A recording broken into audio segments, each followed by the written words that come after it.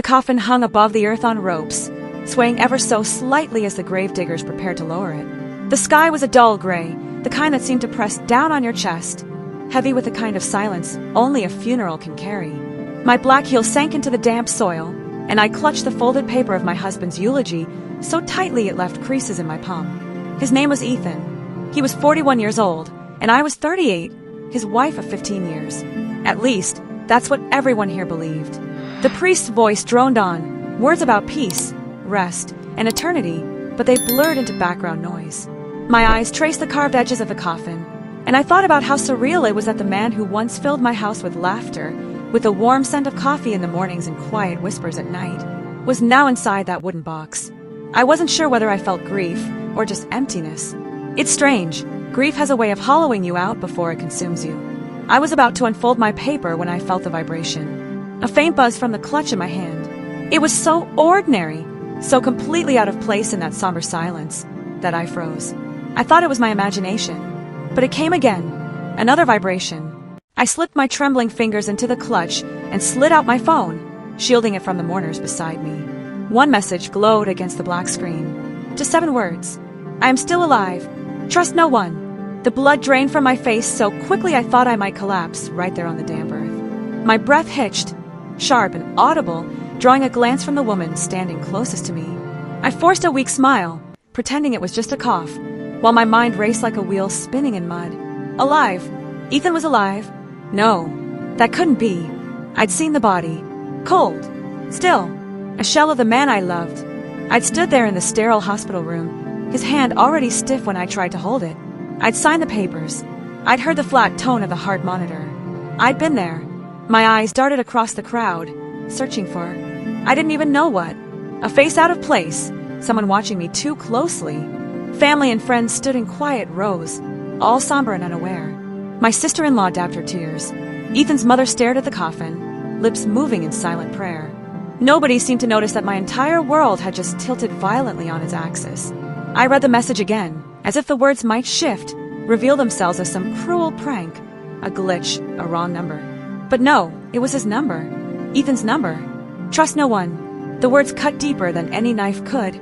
My heart pounded in my chest, loud enough I was sure someone would hear it. If this message was real, then whose body had I kissed goodbye? And who among us, among this very circle of mourners, was part of the lie? The priest's voice rose, slightly, signaling the final prayer. The coffin began its slow descent, ropes straining, wood groaning softly as it lowered into the earth. I was supposed to step forward, drop a handful of soil, and whisper my last goodbye.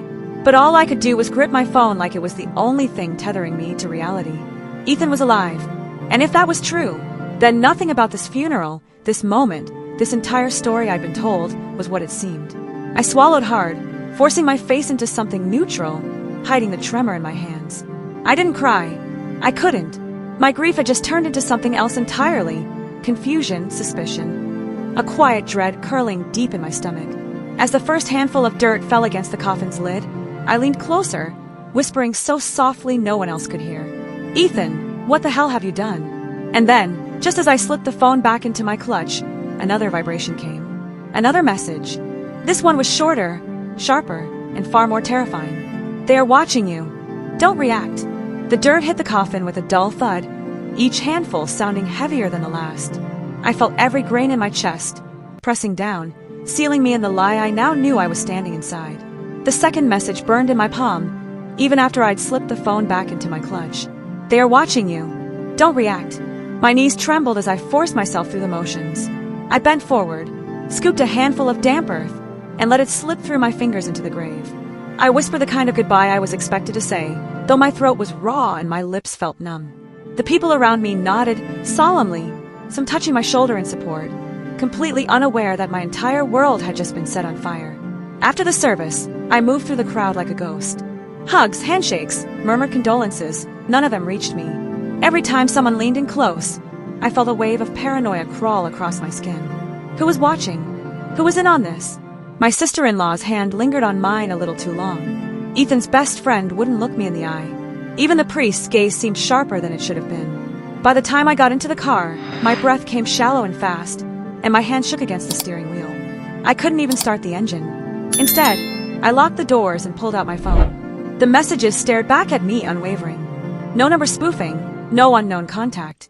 Ethan's name, the same one that used to light up my phone with words like, "Love you, be home soon." I typed back before I could think better of it. "Where are you?" The 3 dots pulsed, then vanished. Nothing. I sat there for 10 minutes, maybe 20, waiting, begging the screen to light up again. But it stayed cold, black and silent. On the drive home, the world outside blurred. Trees, stoplights, people, all streaks of color I couldn't focus on. My mind was a storm of memory. The hospital room came back to me first. The smell of antiseptic, the hiss of machines, Ethan's pale skin stretched thin across his face.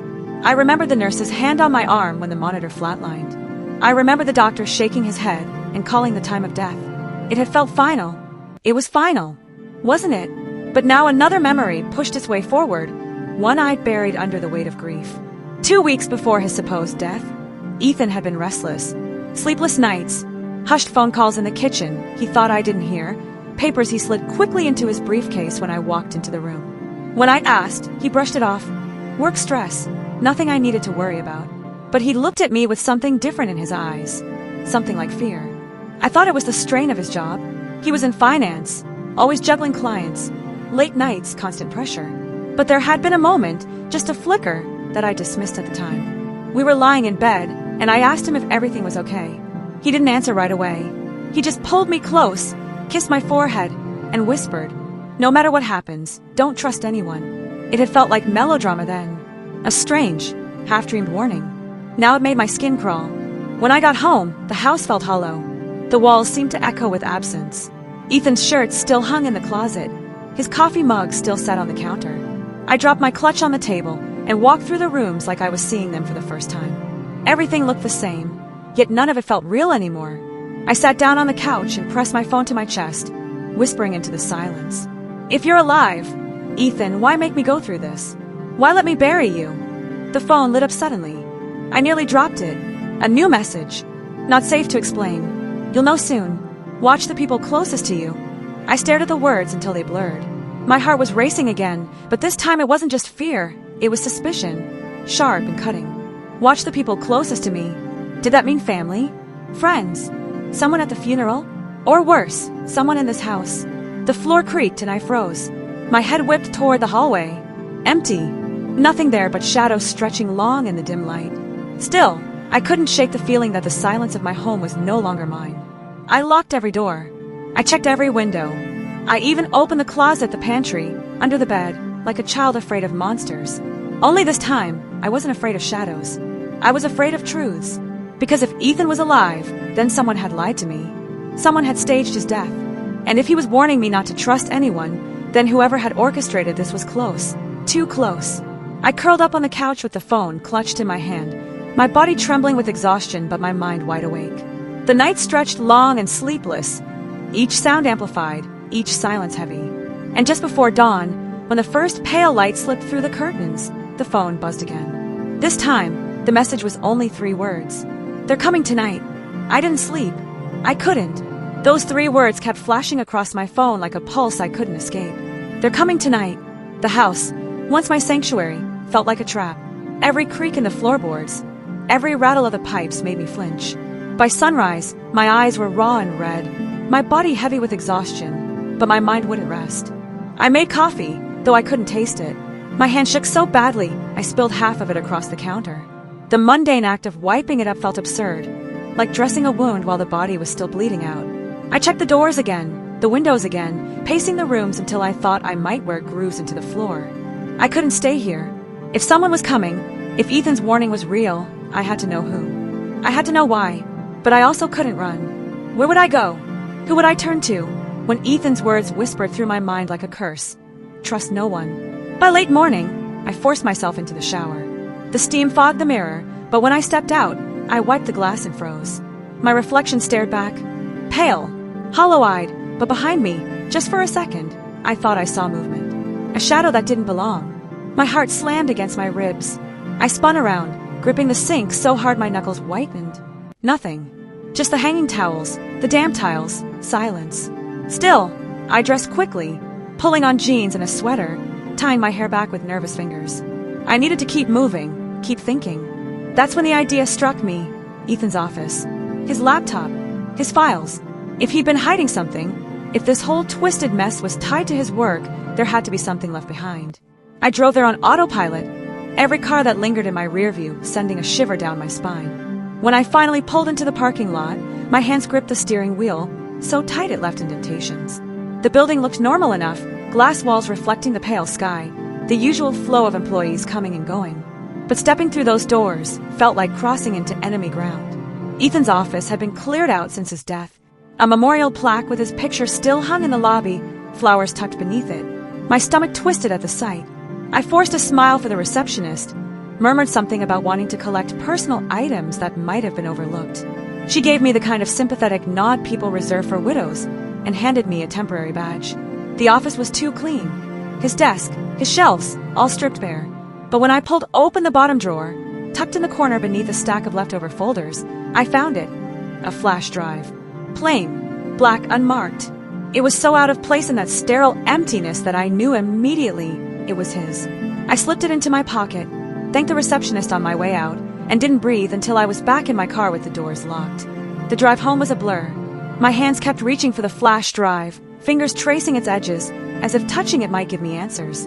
At home, I dug Ethan's old laptop out of the closet.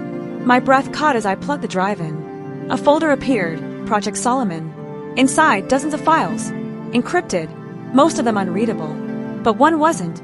A simple text file, labeled README. I clicked it open. If you're reading this, it means they got close. Solomon isn't what it looks like. Don't trust the company. Don't trust anyone who says they're here to help. And whatever you do, don't let them know you have this.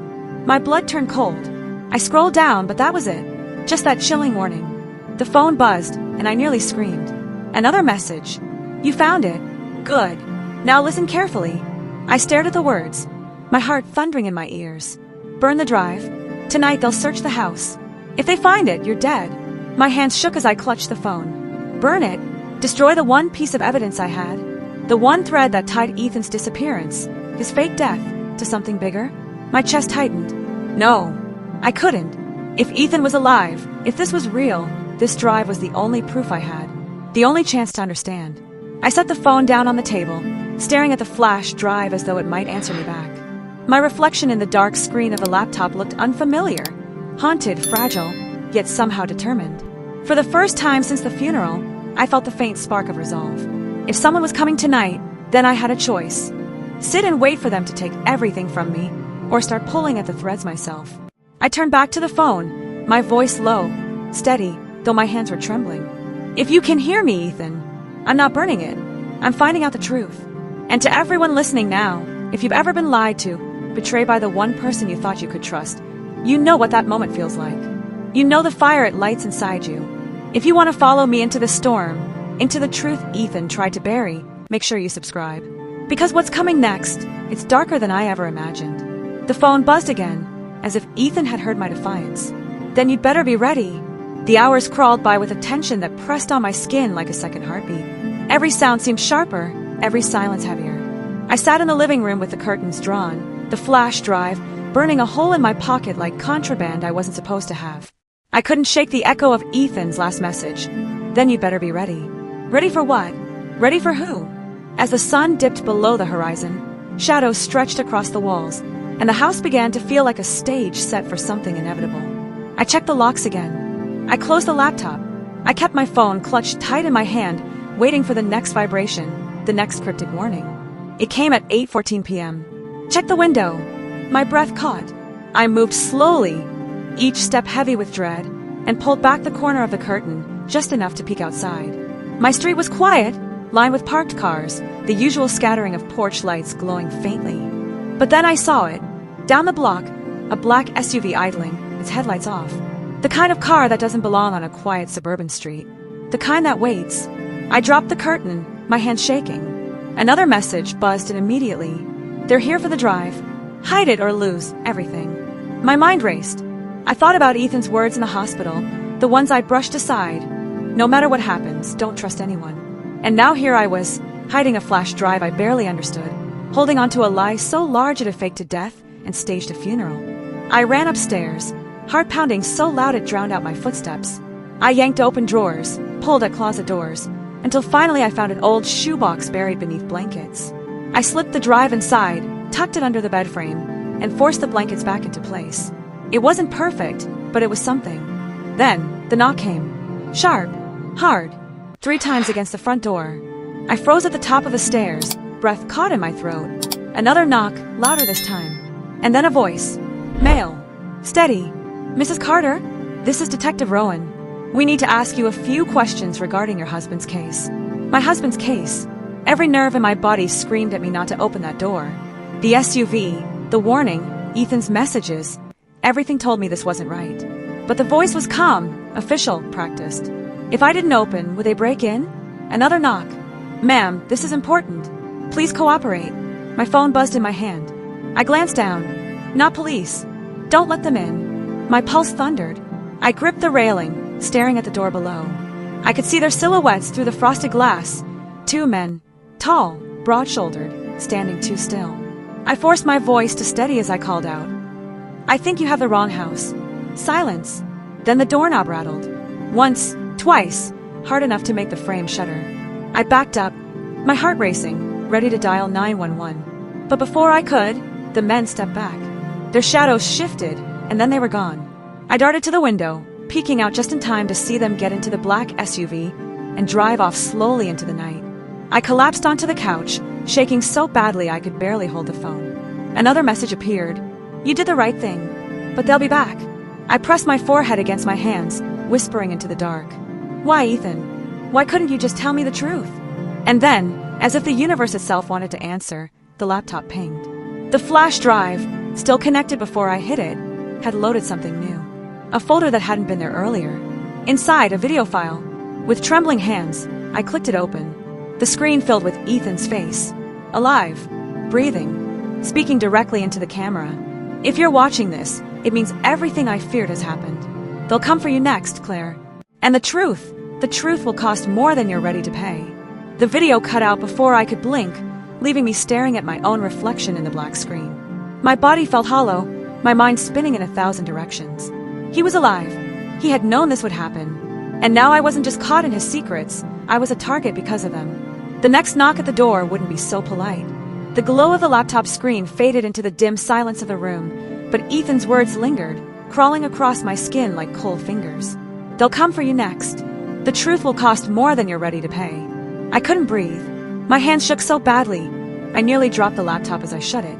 I pressed my palms hard against my knees, trying to steady myself, but the only thing I felt was the rush of blood in my ears. For a long while, I just sat there in the dark, listening, waiting. Every creak of the house felt like a footstep, every gust of wind against the window like a hand trying to pry its way inside. By morning, exhaustion had dulled into something harder, sharper. Fear had burned itself into anger. They had staged my husband's death, lured me into burying a lie, and now they wanted to erase me too. If Ethan thought I was going to sit here waiting to be hunted down, he was wrong. I pulled the shoebox from beneath the bed, the flash drive still inside. It was my only leverage, the only piece of proof I had that any of this was real. And leverage, I knew, was power. I didn't know who the men in the SUV were or what Project Solomon really meant, but I did know this. The truth lived somewhere in those encrypted files. And if I couldn't crack them myself, I needed someone who could. That afternoon, I drove into the city, parking blocks away from Ethan's old office. I kept my hood up, sunglasses on, every part of me coiled with nerves. I didn't dare go back to his building, not after last night, but I remembered a name Ethan had once mentioned. A co-worker he trusted, Daniel Harper. The only person he ever said was smarter than the system itself. I found him 2 streets over, in a cluttered apartment above a laundromat. When he opened the door, his eyes widened. Claire, Jesus, I thought you'd gone quiet after the funeral. What are you? I pushed my way inside before he could finish. I don't have time for small talk. I need you to look at something. His apartment smelled like coffee and burnt wires, filled with stacks of books, tangled cords, and humming computer screens. He frowned as I pulled the flash drive from my pocket and set it on his desk. Where did you get this? He asked. Ethan, I said flatly. Don't ask me how. Just tell me if you can open it. His jaw tightened. For a moment, he looked like he might throw me out. But then he sat down, slid the drive into his machine, and began typing. The air filled with the rapid click of keys. lines of code racing across the screen. Most of these files are locked 6 ways from Sunday, he muttered. Government-level encryption. What the hell was Ethan working on? You tell me. I shot back, my arms crossed tight against my chest. Then, one file opened. A PDF, filled with contracts, financial statements, names. Harper leaned closer, his face paling. Oh God, Claire, this isn't just finance. This is military. Private contracts, shell companies, billions being funneled off the books. My stomach dropped. Ethan was involved in this? Harper shook his head, scrolling faster. No, he was exposing it. Look, his notes, his markers. He was compiling evidence. He was building a case. The words blurred in front of me. Evidence. Case.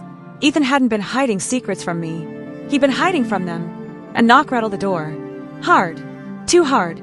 Harper's eyes snapped up. We hadn't made a sound, hadn't called anyone. But they had found us. Another knock, followed by a voice. Calm, authoritative. Daniel Harper. Open up.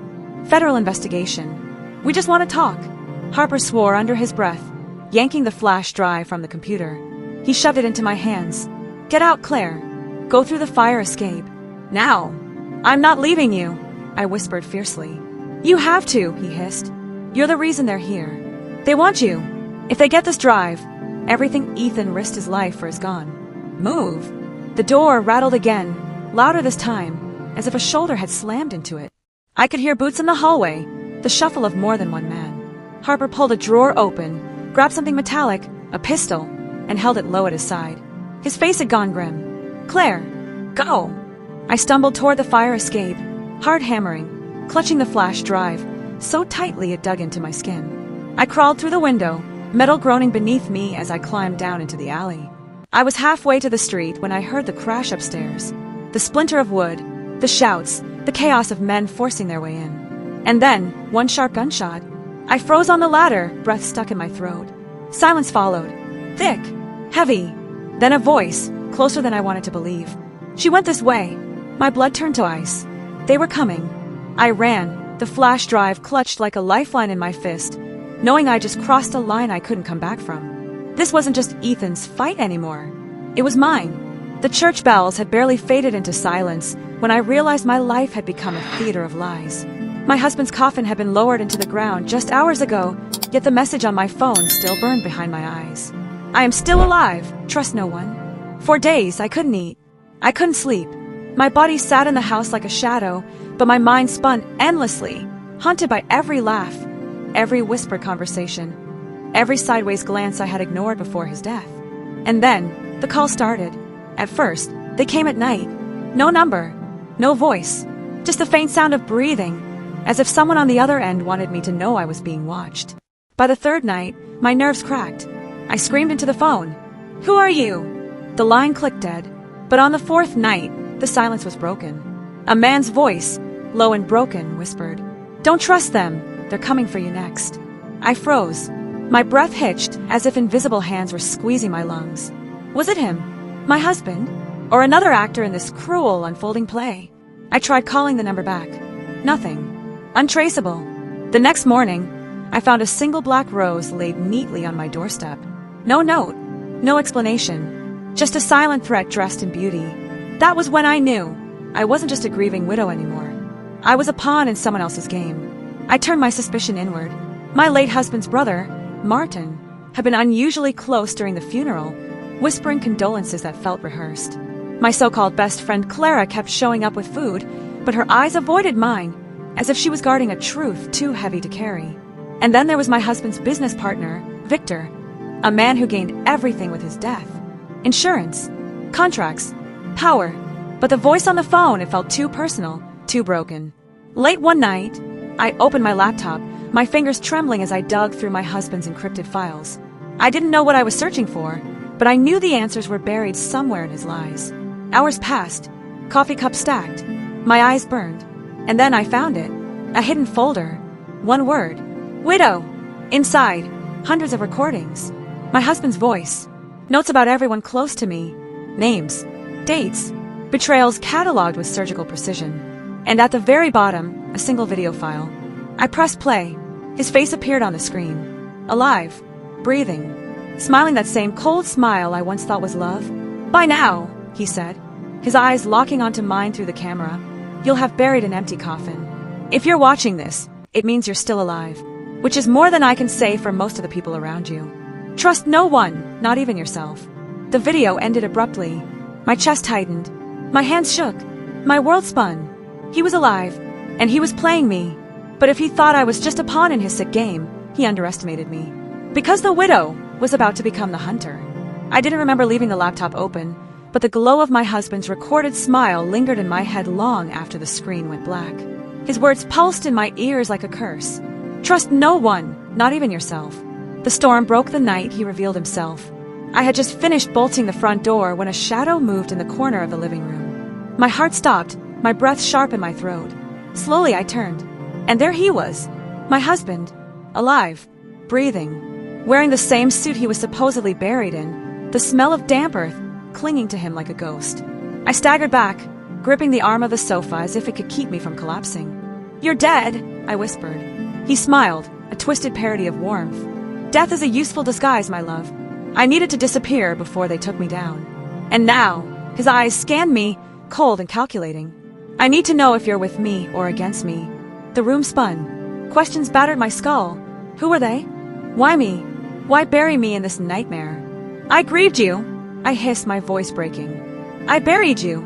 That was the point, he said, stepping closer. They had to believe it. Everyone had to believe it. Even you. I shook my head violently. You don't fake your death and drag me into hell just to save yourself. What are you hiding? For the first time, his mask slipped. His jaw clenched. His eyes darted like a man haunted by his own lies. Then he spat it out. Victor, Martin, Clara, they were all in on it. My empire, my money, everyone wanted a piece. They planned to kill me. I just beat them to the punch. I staggered back, ball rising in my throat.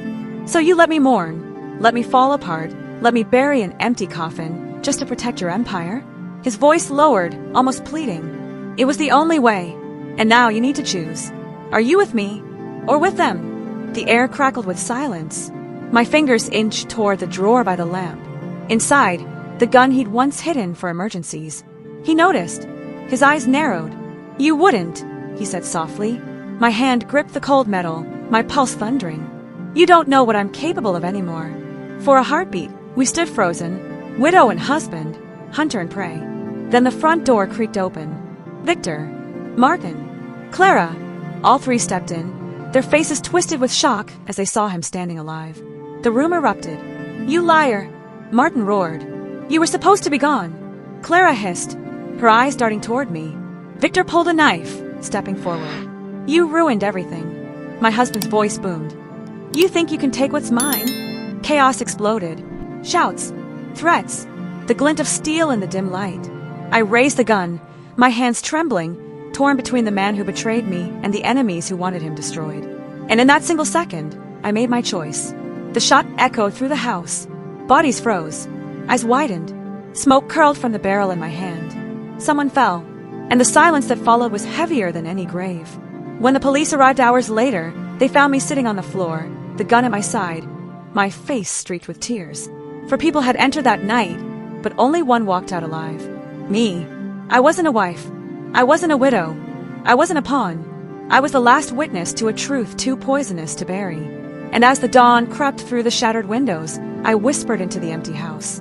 You wanted a game, but you forgot. Darling, the widow always wins.